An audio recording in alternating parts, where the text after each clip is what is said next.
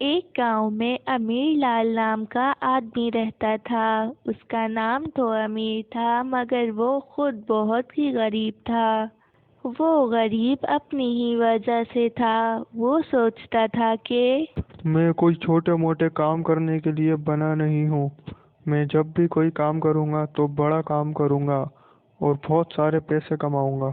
उसकी ऐसे ही सोच थी। जब भी वो कोई काम भी नहीं कर पाता था, उसका कोई परिवार भी नहीं था, वो अपने छोटे से घर में अकेला ही रहता था। एक दिन अमीर लाल अपने घर से बाहर निकलता है गांव की सैर करने के लिए। ऐसे ही गांव में टहलते टहलते वो एक खेत के पास पहुंचता है और सोचता है। अरे वाह, इतने ताज़े और अच्छे फल! क्यों ना कुछ तोड़ कर खाए जाएं। भूख भी बहुत लगी है। वो ये सोच ही रहा था कि खेत में बैठा खेत का माली उससे आकर कहता है। ये क्या बोल रहे हो तुम? तुम्हें नहीं पता ये खेत किसका है?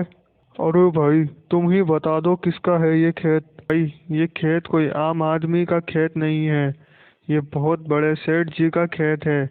क्या हो गया अगर ये खेत सेठ जी का है तो मैं इसमें से कुछ फल तोड़ कर नहीं खा सकता क्या? तुम इसमें से कुछ फल क्या, एक फल भी तोड़ कर नहीं खा सकते?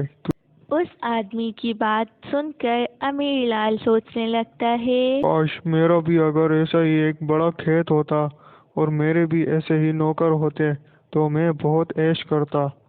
मगर मुझे अब कुछ करना होगा। मुझे ये मौका अपने हाथ से नहीं जाने देना चाहिए। फिर अमीर लाल उस आदमी को कहता है। भाई, कौन है तुम्हारे सेठ जी? जरा मुझे मिलाओ उनसे। वो मुझे एक दो फल क्या, पूरा खेत ही मेरे हवाले कर देंगे। तुम देखना। अरे ये क्या कह रहे हो?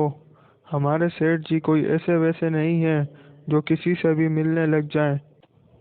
अरे तुम मुझे उनके पास ले चलो। मैं उनके फायदे की ही बात करने जा रहा हूँ। और देखना, वो तुमसे भी बहुत खुश होंगे क्योंकि तुम ही मुझे उनके पास लेके जा रहे हो। और देखना, तुम्हें वो इनाम भी देंगे।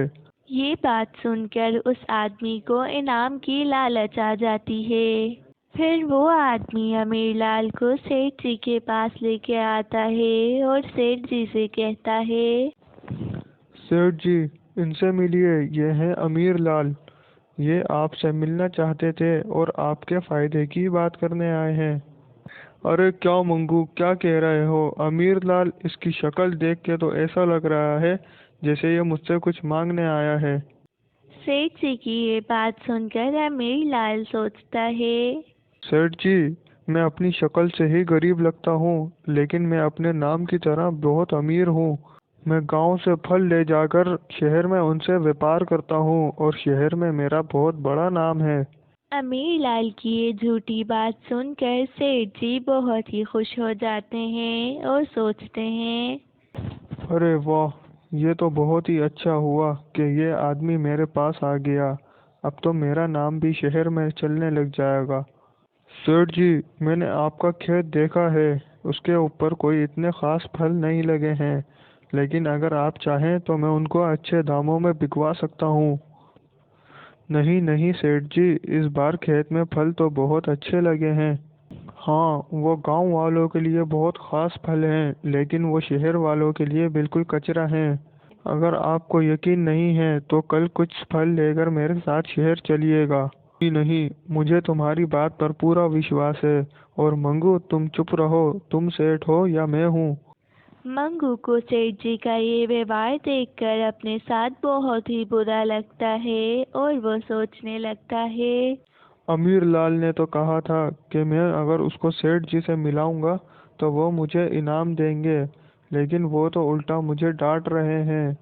अब मैं इसको यहाँ लेकर क्यों आ गया? मुझे तो डर लग रहा है कि मेरी नौकरी ही ना चले जाए। आओ आओ अमीर लाल, बैठ कर आराम से बात करते हैं।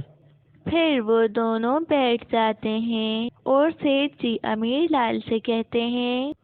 अमीर लाल, तुम एक काम करो कि मेरे फल सारे शहर ले जाओ और इनको बेच दो, क्योंकि यहाँ गांव में तो मुझे इतने अच्छे दाम नहीं मिलते अपने फल के। मुझे डर है कि गर्मी इतनी है कहीं खराब ही ना हो जाएं ये सारे फल।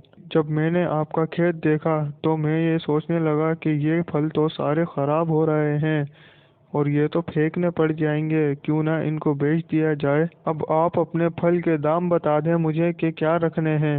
अरे भाई, तुम ही शहर में काम करते हो इन चीज़ों का, तो तुम्हें ही अंदाज़ा होना चाहिए कि मेरे फल कितने में जाएंगे। सेठ जी, आपके फल बहुत खराब हो रहे हैं। मैं कुछ भी नहीं कह सकता। ये तो शहर जाके ही पता चलेगा कि वो किस दाम में बिकेंगे। फिर इतना कहकर अमीरलाल अपने घर आ जाता है और सोचने लगता है। क्या करूं, क्या दाम रखूं इन फलों का जिससे मैं बहुत अमीर भी हो जाऊं और सेठ जी को उनकी रकम भी दे सकूं। फिर अमीरलाल ऐसे ही पूरी रात अपनी इन्हीं सोचों में गुजार देता है। और फिर सुबह होते ही अमीरलाल सारे फल लेकर शहर चला जाता है। अमीरलाल को गए हुए पूरे 2 दिन गुजर जाते हैं और सेठ जी सोचते हैं। मैंने ज्यादा पैसों की लालच में अमीर लाल को फल दे तो दिए, लेकिन अभी तक उसका कुछ अता पता नहीं है। उसने मुझे ठग तो नहीं लिया। सेठ जी बैठकर ऐसा सोच ही रहे होते हैं कि मंगू के साथ अमीरलाल आता है। अरे वाह अमीर लाल, तुम आ गए। मैं अभी बैठकर तुम्हारा ही सोच रहा था। चलो अब बताओ कितने का फायदा हुआ। सेठ जी, आपके फल बहुत खराब थे, लेकिन मैंने आपका फिर भी 20% का फायदा करवाया है। लेकिन अगली बार जब आप फल लगाएं तो मुझे बताइएगा। मैं उनमें से बहुत अच्छे अच्छे फल निकलवा कर अच्छे दामों में बेचूंगा। अगली बार हमें बहुत फायदा होगा। सेठ जी 20% का फायदा सुनकर बहुत ही खुश हो जाते हैं और अमीरलाल से कहते हैं। मैं अपने फल तुम्हें ही दूंगा। तुम जाओ अपने घर और थोड़ा आराम कर लो। अमीरलाल के वहां से जाने के बाद सेठ जी मंगू को अपने पास बुलाते हैं और कहते हैं। ये लो मंगू, ये तुम्हारे लिए मेरी तरफ से उपहार है, क्योंकि तुम ही अमीर लाल को मेरे पास लाए थे ना। मंगू पैसे लेकर बहुत ही खुश हो जाता है और दूसरी तरफ अमीरलाल बहुत ही ज्यादा खुश होता है क्योंकि उसने सेठ जी को जो ठगा था। वाह, ये तो अच्छा ही हुआ कि मैं शहर से आते ही सेठ जी के पास नहीं गया, वरना इतने सारे पैसे देखकर वो सोचते कि बहुत ज्यादा फायदा हुआ है और वो मुझसे सारे पैसे ले लेते और कभी भी फल ना देते।